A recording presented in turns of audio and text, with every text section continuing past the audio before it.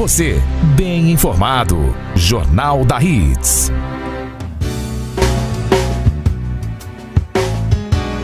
Muito bem, 9h34, estamos de volta com o Jornal da Hits. Nessa manhã estou recebendo aqui dois convidados para esta quarta-feira aqui com um tema muito interessante. Nosso convidado Jorge Bofill, do IBGE, Instituto Brasileiro de Geografia e Estatística, em função dos números que foram divulgados de forma preliminar, mas que já nos chamaram a atenção aqui de Uruguaiana.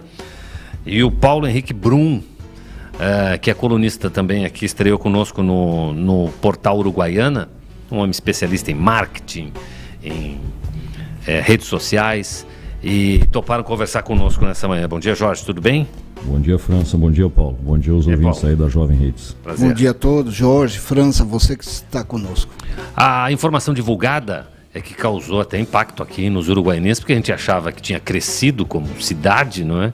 E de repente a gente se deparou com números inferiores. O Uruguaiana que tinha lá 125 mil habitantes no último censo de 2010.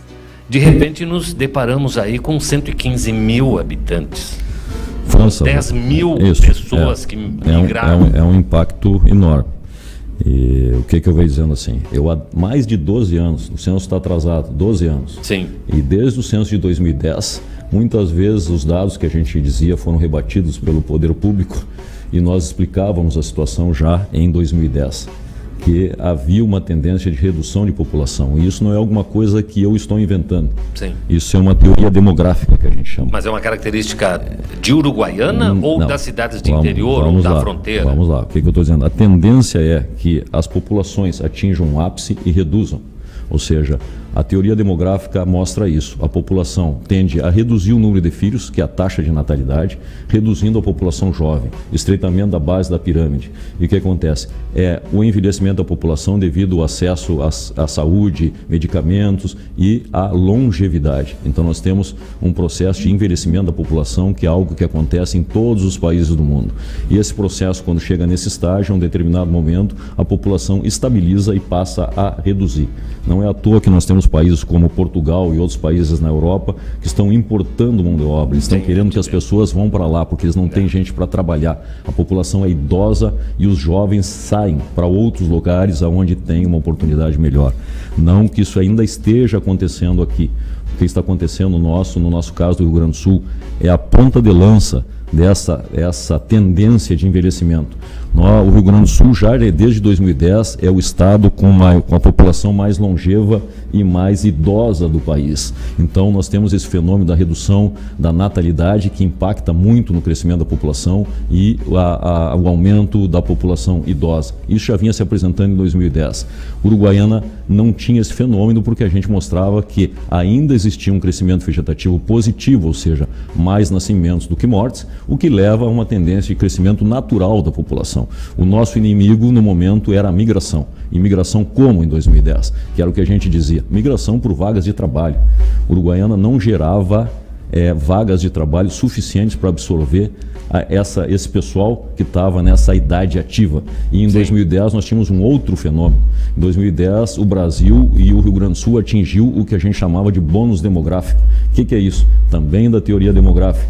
Quando a maioria da população se encontra na faixa da idade ativa, é onde toda ela está procurando trabalho. E nós estávamos nessa etapa em 2010. Nós já passamos essa etapa. Já passamos do bônus demográfico. Isso é assim, aquele momento em que o país tem uma oportunidade única na história dele de crescimento. Ou seja, se há investimento, ele tem mão de obra suficiente para trabalhar aonde há essa oportunidade, diferente desses países que eu estou falando agora, como na Europa e Portugal, eles não têm essa mão de obra. Isso passou em 2010. Então, essa tendência demográfica que a gente fala do crescimento, o Brasil, o Rio Grande do Sul já está próximo de chegar nesse ápice e começar a reduzir. Em 2010, o Rio Grande do Sul teve um crescimento de 4,4% na década, quando o Brasil teve 10 e alguma coisa, né? E agora, nós estamos apontando um crescimento de 0,27, 29. Estacionou. Diminuiu. Nosso crescimento era 0,44 ao ano, agora nós estamos com 0,29. Nós já imaginávamos que talvez o estado do Rio Grande do Sul estivesse já no topo para começar a decrescer a população, talvez em alguns anos a mais. O Brasil, a gente tem uma expectativa que em 2035 ele atinja esse ápice e comece a cair. Então, o que nós temos hoje? O nosso problema de redução de população no estado do Rio Grande do Sul e no município de Uruguaiana é migração. É lógico que essa migração está impactada por duas situações.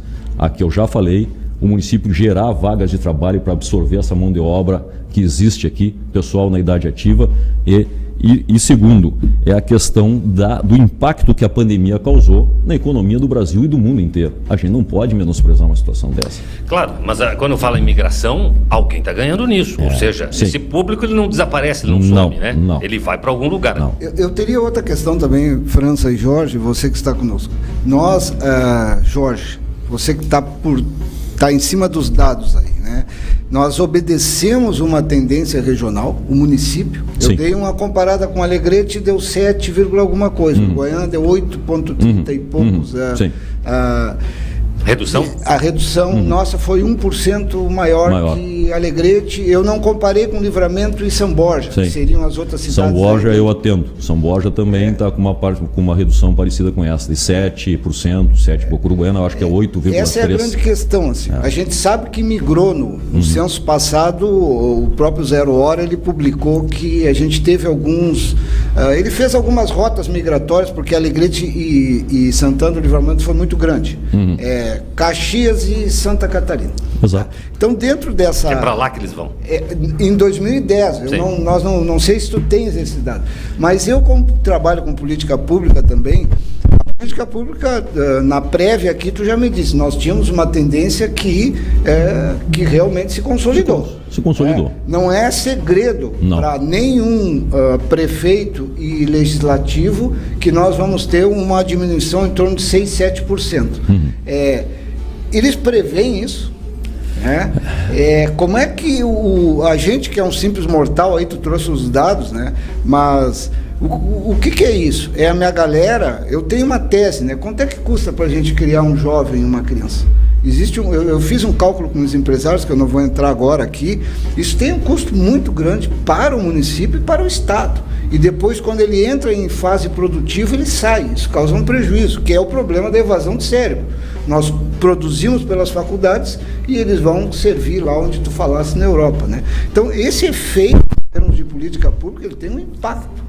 É esse impacto que também me preocupa para a discussão. Paulo, o que eu posso dizer é o seguinte, os prefeitos podem fazer, eles têm ideia dessa tendência de redução e sabem que o problema é a migração e a criação de vagas de trabalho, mas nem sempre ele tem esse poder para resolver essa situação. O que a gente verifica hoje? O que tu falou das rotas de imigração, é verdade. Nós não sabemos ainda quais são as rotas agora desse censo, saberemos lá em março. E isso é uma coisa que vai ser divulgada durante o ano de 2022. Talvez a gente tenha isso só no final de 2023, aliás, eu corrijo, porque são dados que são tabulados demoradamente até que a gente tenha esses dados. O dado que tu falou é um dado correto. Em 2010, a maior migração foi para Caxias do Sul e para fora do estado era Santa Catarina. Aí vamos só, que às vezes o que a gente imagina que um crescimento de população traga desenvolvimento, e nem sempre é isso. E vou falar o exemplo, e eu tenho dito isso várias vezes. Ou seja, às vezes uma redução de população onde tu consiga gerar emprego para essa população que se encontra e que ele tenha uma renda bem distribuída entre a população, ou seja, que nós tenhamos um rendimento distribuído entre a população e que ela tenha um poder aquisitivo adequado, talvez traga mais desenvolvimento do que uma população excessiva no município que não pode gerar, onde nós teremos pobreza e criminalidade. E aí volto a Caxias. Caxias foi o município que mais cresceu em 2010, era uma coisa absurda, a migração foi toda para lá porque a indústria em Caxias era pujante e eles tinham necessidade de absorver mão de obra e tinha emprego, eles chegavam lá e conseguiam emprego e com salários bons. O que aconteceu?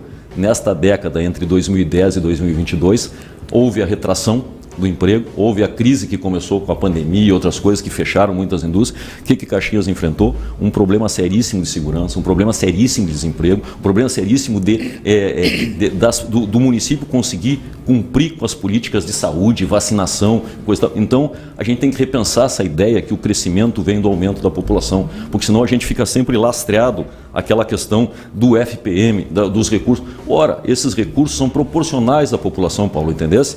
Então, não há uma diminuição de recurso por pessoa.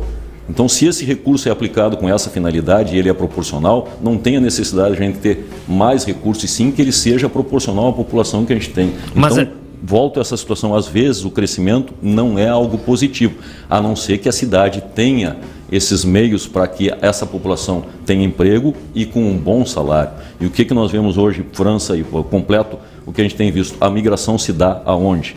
A gente vê a migração, além de ser esses polos que a gente vê, Novo Hamburgo, Caxias, Santa Catarina, muito pela questão do turismo, mas o que a gente vê? A migração está indo para onde existe a indústria forte no PIB do município. É ela que gera mais empregos e com salários melhores. É isso que atrai. Mas também, eu acho que o Paulo tocou isso na coluna ali.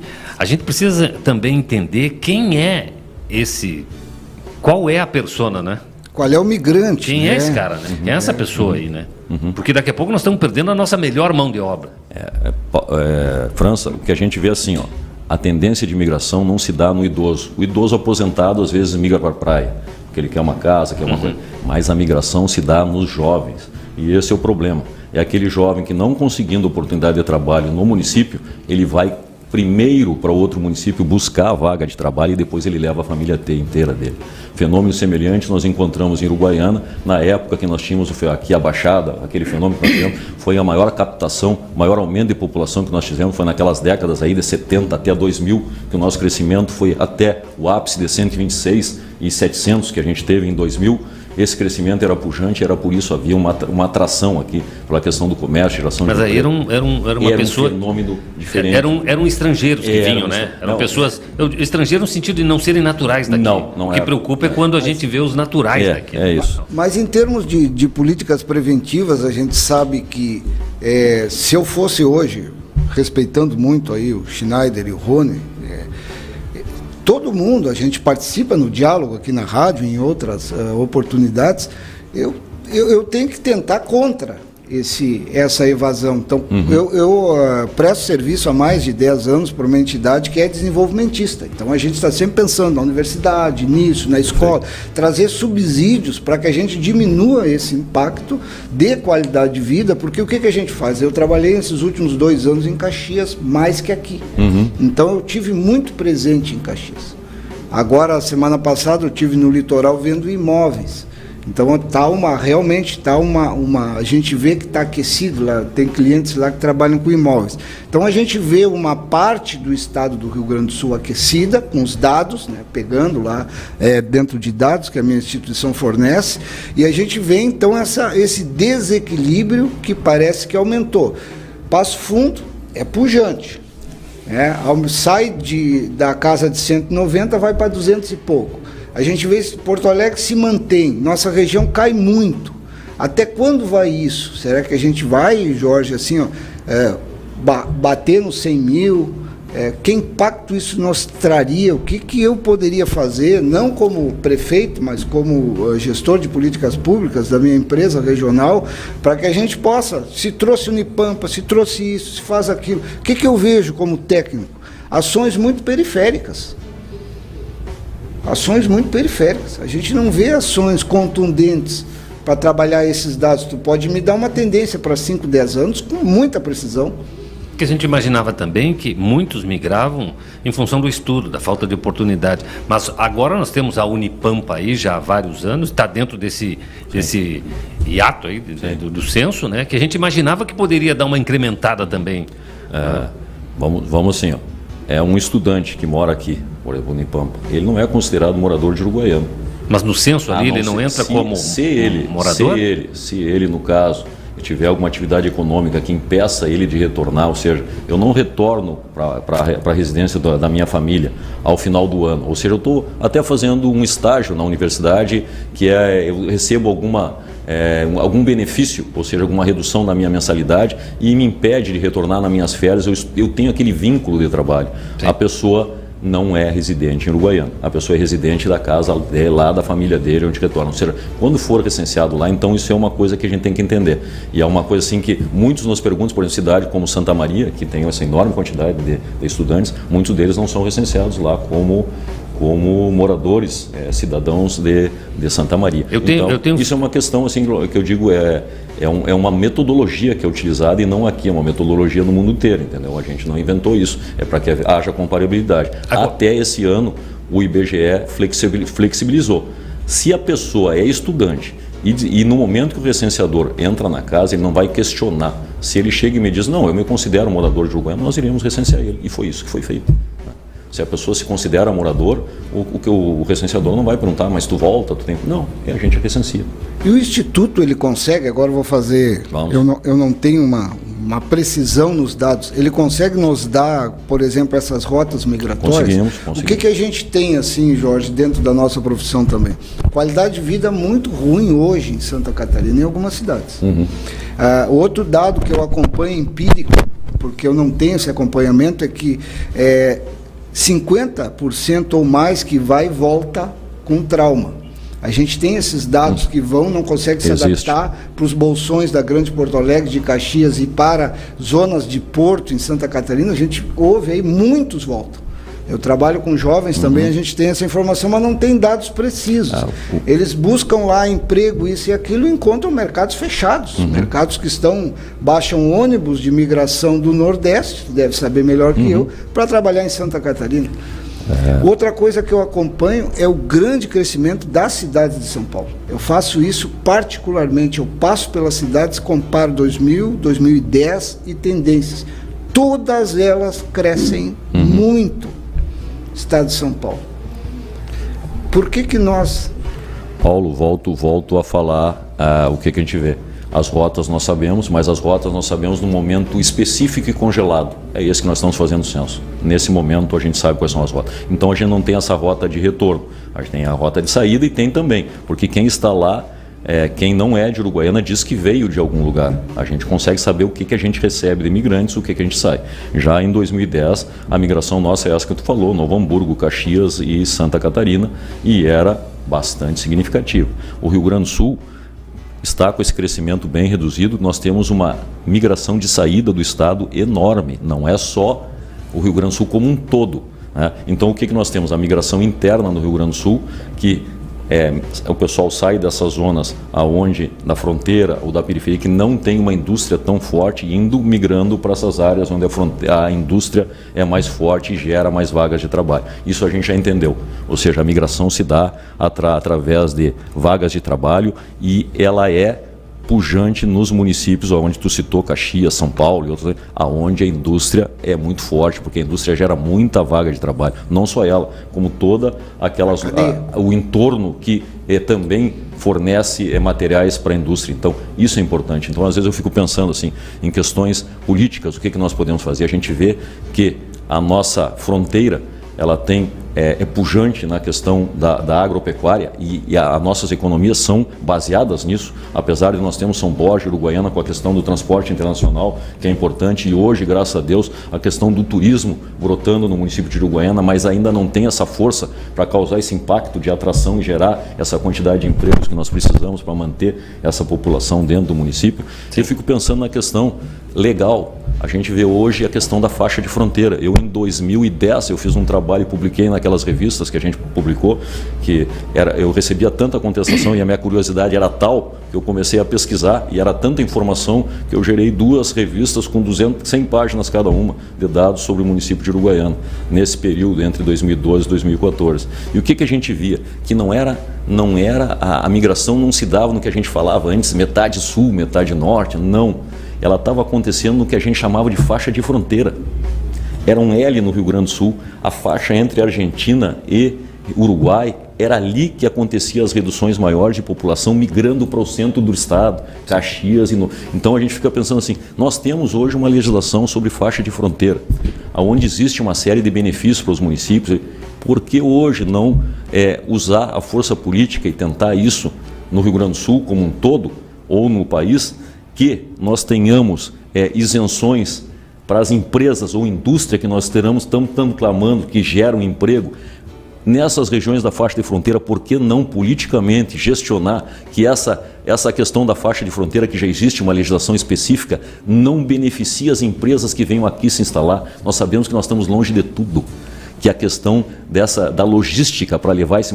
Então nós precisamos de incentivos fiscais. Nós temos Manaus, que é uma situação como essa. Por que não usar a legislação da faixa de fronteira buscando isenção para as empresas, para que as empresas tenham sim incentivo para se instalar nessa zona que a gente diz que é tão deficiente da indústria, né? Nessa época eu tomei contato com um grupo de pesquisa na área de desenvolvimento.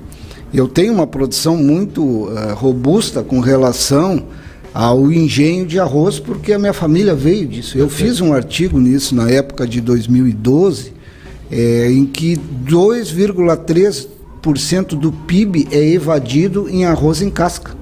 Nós tínhamos 45 engenhos e temos com 7. E quando tu fala em indústria, eu já me preocupo com isso há mais de 15 anos. A nossa maior indústria é do arroz, não tenha dúvida. Nós fechamos todas. Agora abriu uma ali no Toropaço, lentamente. Isso foi municiado para senador, para deputado. A gente não tem força política, a nossa maior indústria é essa. Algumas pessoas já me procuraram depois do artigo, assim, ó, Paulo, ninguém fala em arroz, ninguém fala em pecuária. O segundo ponto é pecuária. É o gado em pé, geração de pobreza. Arroz em casca, geração de pobreza.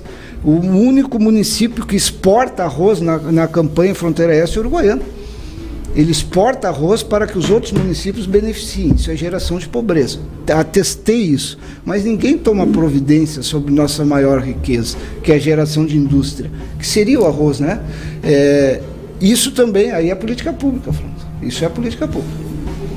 Paulo, é o que eu venho dizendo. Então, nós precisamos de força política para que haja essas isenções e esses benefícios, para que haja esse incentivo à indústria a se instalar aqui. Hoje nós vemos assim, na indústria do arroz a gente vê São Borja com uma indústria bastante forte, né, e Itaqui também. Nós temos empresas grandes ali. Uruguaiana agora tem essa empresa grande que se estabeleceu, mas eu concordo contigo, assim, nós tínhamos uma indústria pujante de arroz aqui em Uruguaiana, mas eram indústrias familiares. E acabaram não conseguindo sobreviver a essa questão dessas grandes indústrias que se estabeleceram aqui. E hoje, se nós formos ver, a questão da indústria do arroz está na mão de 6, 7 grandes, né? Então, talvez tenha que haver um trabalho de incentivo para que essas indústrias familiares, ou seja, retornem a produzir, para que a gente gere o que tu está falando, valor agregado. São 3 cadeias que o arroz é direto, indireto e o terceirizado. Eu mapeei as 3. Sim. Isso gera 2,3 o PIB à época. Sim. Agora teria que refazer. Mas o único município que exporta arroz é o Uruguaiano. Itaqui compra daqui, São Borja compra daqui, Alegrete empata. Se eu não me engano, nós somos o maior produtor de arroz. Produtor. Então, são coisas assim, Paulo, que a gente conversa e estamos conversando aqui, todo mundo está nos ouvindo, são preocupações que a gente tem, e o que eu sempre digo, o que a gente tem que buscar hoje é aliar o nosso setor primário à indústria, ao setor terciário. Ou seja, se nós estamos falando que hoje a migração se dá dos locais aqui da fronteira para onde há uma indústria forte, porque essa gera bastante vagas de trabalho e com um salário, uma remuneração melhor para a pessoa, porque busca, na verdade, na migração, melhorar a sua qualidade de vida, ter uma qualidade de vida melhor. Eu acho que é esse o caminho. Agora, isso não é nenhuma novidade, né? Eu tenho 55 anos, quase, e sempre ouvi isso, que a Uruguaiana não tem oportunidade de emprego. Né? Isso não é uma coisa de 2010 para cá, né? Tu também deve ter ouvido isso, que os nossos melhores profissionais, eles vão embora, os nossos filhos se formam e ficam onde estão, raramente voltam. Longe de mim querer fazer também, colocar em xeque o trabalho feito pelo IBGE e pelo censo. Mas tem algumas coisas que eu não consigo entender ainda. Por exemplo, nossa construção civil nunca esteve tão forte na cidade. É só circular, sair de carro e ver que prédios são erguidos nos bairros, nas vilas, não é mais no centro. Quem é que habita isso se 10 mil pessoas, 10% da população foi embora? Bom. Ou nós melhoramos a nossa qualidade de vida, estamos migrando das vilas para o centro, para para os grandes empreendimentos, ou tem gente chegando de fora? E se tem gente chegando de fora, o censo não fecha. Vamos lá. Como é que faz esse cálculo? E outra questão na sequência da do França. Embora eu tenha diminuído, como tu colocaste muito bem, Jorge, não é crescendo população que se cresce qualidade. Qualitativamente, indicadores de qualidade, né? Faixa de renda, que são indicadores básicos, IDHM, IDHE, enfim, todos esses que o censo mapeia muito bem, eles têm, eu observei as curvas de alguns municípios, a gente está em 0,7 alguma coisa.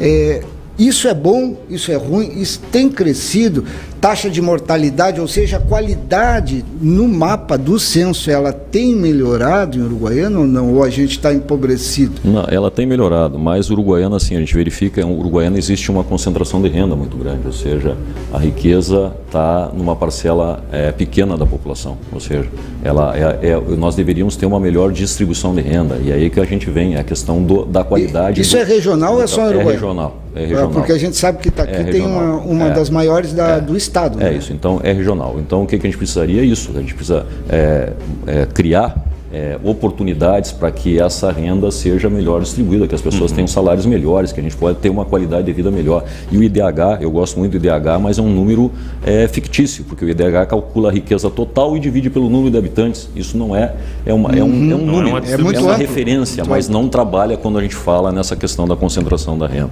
A questão que o França está me perguntando aqui, eu vou falar sobre essa questão. Vamos lá, por que o IBGE, eu digo, porque quando essa questão que tu tem essa sensação, e na verdade não é uma sensação, existe um aumento e um investimento imobiliário, nós não podemos esquecer que nós tivemos um período em que os recursos que nós estávamos aplicados nos bancos não estavam rendendo quase absolutamente nada. Entendeu? Eu tinha recurso aplicado, lá um recurso que eu tenho, que a gente tem que ter, mantém um tanto por cento da tua renda para um momento difícil, né? Que tu precise, alguma doença, alguma coisa que aconteça, livre nós de alguma coisa, mas é isso. E o que a gente viu, chegou um momento que o dinheiro que eu tinha rendia menos do que a inflação que nós tínhamos, mesmo que ele tivesse na melhor aplicação. E isso é uma realidade. Então, muito recurso que está, nós estamos num município que tem muita riqueza do arroz. E esse arroz gera uma riqueza acumulada no final da safra. Sim. E as pessoas têm que investir. Aí tu vai fazer o que? Ele tem um tanto de dinheiro, acabam investindo em imóveis.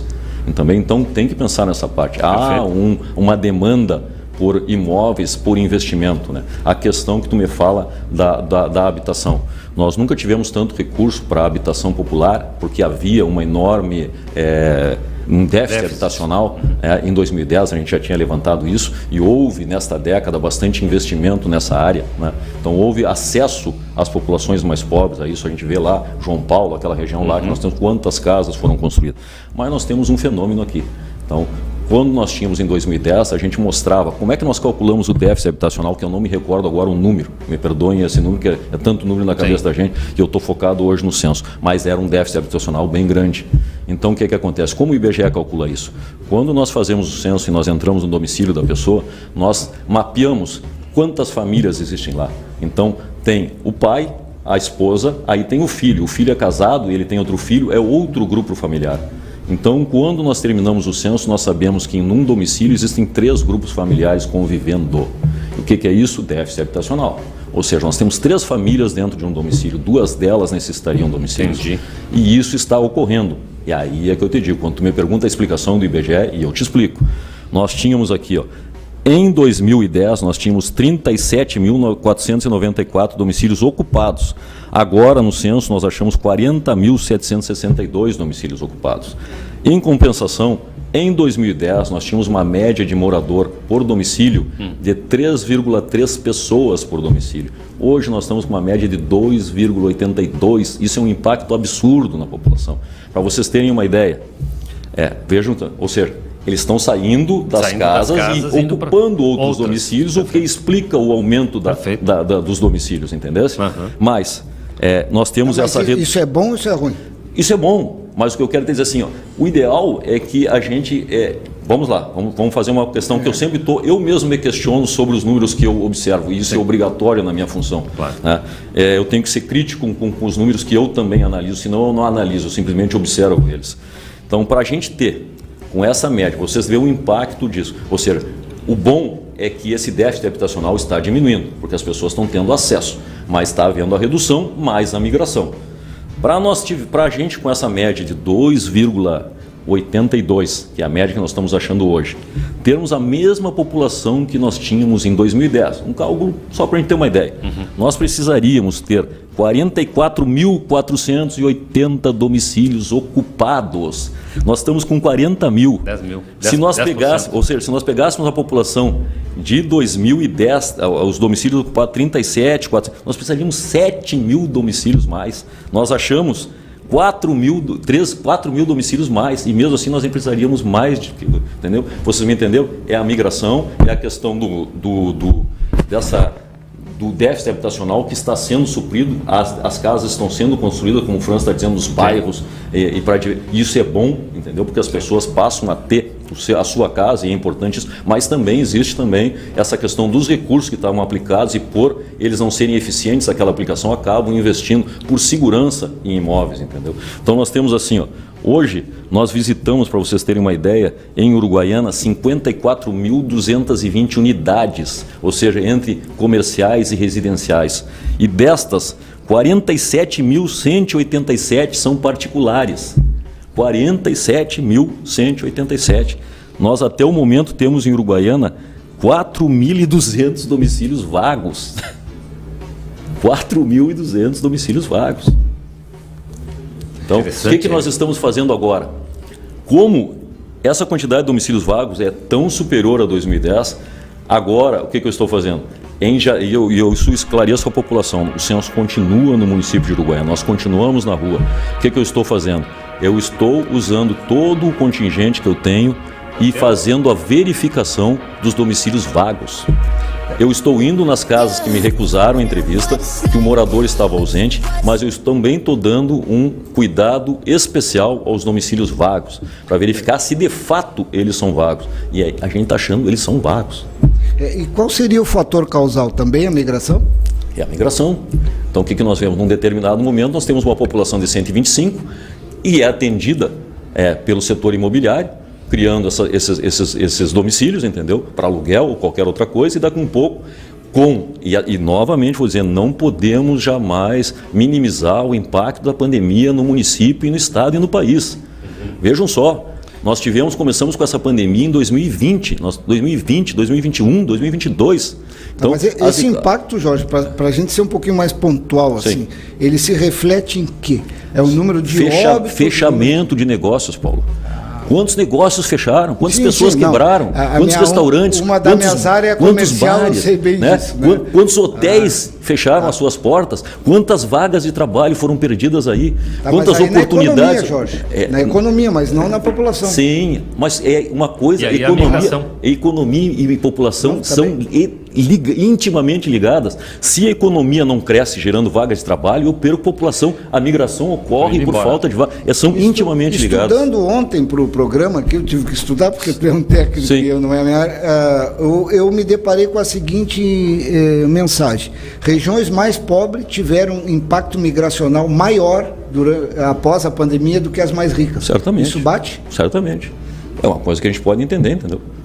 Eu li isso. Ou seja, é uma economia já um pouco mais frágil, e aí encontra uma situação dessas, que foi uma situação, não vamos minimizar a quantidade de pessoas que faleceram, entendeu? E vou passar aqui outro dado, que eu sempre fico buscando informações nos dados que o IBGE, que são infinitos para a gente buscar. O que eu fui buscar? Quando eu comecei a me deparar com a situação, eu fui buscar o registro civil, que é o IBGE também que faz. Todos os cartórios nos dizem quantos nascimentos tem, quantas mortes tem. E eu encontrei uma situação que eu nunca tinha visto na história do município de Uruguaiana. Ou seja, em alguns trimestres do registro civil de Uruguaiana, de 2020 para 2022, nós tivemos crescimento vegetativo negativo. Nós tivemos mais mortes do que nascimentos. E aí nós vemos assim, vocês estão vendo como se junta uma série, a economia, a questão da natalidade, a questão da pandemia, e isso vira a tempestade perfeita. Entendeu? Então a gente tem que entender todos esses os fatores que estão atuando nesse momento que a gente está fazendo esse censo para poder compreender, e ao final do censo a gente vai ter uma compreensão maior com essas rotas de imigração que tu fala, com a questão da renda média, com a questão de quem migrou, a idade de quem migrou, o que estavam buscando. Nós vamos saber isso no decorrer. Uma pena que não tem com mais frequência esse censo, né? É a verdade. gente poder desenhar esse mapa aí. É por conta da pandemia? Quanto representou isso, de impacto a pandemia em todo o sistema? Eu me preocupo muito, França e Jorge, o que nós vamos fazer com isso para... qual é o meu questionamento, a minha indagação, né, Jorge? Se a gente acompanha uma média, a metade sul ela é realmente mais pobre, ela tem um impacto migracional maior, pelo que se viu antes, sim, mas hoje obedeceu isso, porque assim, rota de negócio, ambiente de negócio, startups, eles gostam de mercado. Eu trabalho com isso, então se eu venho investir aqui, eu vou precisar dos teus dados. Se me contratam para fazer isso, eu vou lá falar contigo. Olha, está vindo aqui um atacado X, ele quer saber que ele vai fazer um investimento de 25 milhões, ele quer saber isso. Esses dados ele Paulo, quer saber. É uma das informações que mais nos pede no IBGE. E eu tenho sempre um prazer enorme de responder. E respondo sempre detalhadamente para todo empresário que me pergunta. E não é nenhum nem dois. Eles me perguntam assim, eu quero me estabelecer em tal bairro, eu quero atingir a classe tal, com renda tal. E nós simplesmente dizemos, qual é a zona que tu quer atingir? E eles nos dão e nós temos por setores. Nós mapeamos para eles e dizemos para eles qual é as pessoas que tem, qual é a faixa etária, qual é a escolaridade que eles têm, qual é a renda média que ele vai encontrar. Então, ele sabe exatamente qual é o público que ele vai atingir no local onde ele se estabelece. E isso a gente tem feito sempre. Agora, com o censo, nós vamos poder novamente dar com dados atualizados. 12 anos é muito tempo para um censo. Nós estamos completamente trabalhando assim, sem ter uma ideia. Estimativa. Estava no escuro, né? É um número, é um escuro, é uma coisa assim. Estimativa é um cálculo. A realidade com a pandemia... Desculpa a crítica, sim, com muito respeito, é claro, né? A gente sabe do As críticas valor do são trabalho de você, Paulo. mas houveram vários erros de estatística dessa vez, né? Dessas estatísticas? Das estimativas? Das estimativas, desculpa. Eu, Paulo, sou crítico também disso, entendeu? E a gente sempre contesta. Eu estudei toda a metodologia dessas estimativas e são coisas assim, são fluxos variáveis que a gente não consegue compreender. Então, às vezes, eles usam um dado, o registro civil mais a migração, não sei o que, e essas estimativas não se confirmam, entendeu? O que acontece? Se nós tínhamos, na década passada, de 2000, 126, em 2010, 125, o que ele está me dizendo? É decréscimo. Está caindo. É decréscimo. Então, o que eu vou imaginar? Se eu não fiz o que nós fazíamos, que é uma coisa também que por falta de recurso não tem sido feito, França, e assim é uma coisa importante que os municípios pressionem que isso seja feito, a cada intervalo de censo, nós tínhamos o que nós chamávamos contagem populacional. O que é a contagem populacional? Um censo rápido. Nós sabíamos quantas pessoas tinham, escolaridade, coisas básicas. Qual era o intuito a última que nós fizemos foi em 2007. O intuito disso. Essas estimativas que são cálculos e são sujeitas a erros, porque a gente não sabe o que está acontecendo nesse intervalo de 10 anos, né? Ela era corrigida com essa contagem da população no intervalo intercenso. Se eu fiz um censo em 2010, em 2015 eu faria uma contagem, em 2020 eu faço o censo. Ou seja, em 2015 eu corrijo qualquer defasagem da estimativa. Por falta de recursos não fizemos. E aí os erros nas estimativas. Porque nós estamos trabalhando à cega com números de 2010. Inclusive, entendeu? Dando esse suporte para os investidores que vêm para cá e têm dados desatualizados. Né? Nós temos dados de 2010, tínhamos até. Isso, 2010, 12 anos. Imagina como é que vamos estabelecer aqui sem saber o que... Certamente, aqui quem manda na rádio é o França, né? Mas essas visitas, esses diálogos, eles são importantíssimos, não só a nível de mercado, que é a área que eu trabalho, políticas públicas, mas dentro de esclarecimento à população, né? Porque os impactos são muitos, né? É bom que a gente tenha isso mais claro. Em 8 anos ou 10 nós vamos ter o novo censo aí? Qual é? O censo está previsto para cada década, ou seja, o que acontece? Olha o problema que nos causou essa questão do censo ser feito em 2012. Alguns países, por que eu digo, a metodologia do censo ela é mundial. A ONU desenvolve essa tecnologia, essa metodologia, e todos os países obedecem. Por quê? Comparabilidade. Aí vem aquela questão do IDH, do país, não sei, que tudo é comparado com esses dados. O que nós tivemos? Alguns países, mesmo com a pandemia em 2020, realizaram o censo. Eles têm censos simples, censos bem enxutos. o Brasil talvez tenha o censo com mais detalhe, com mais informações do mundo todo.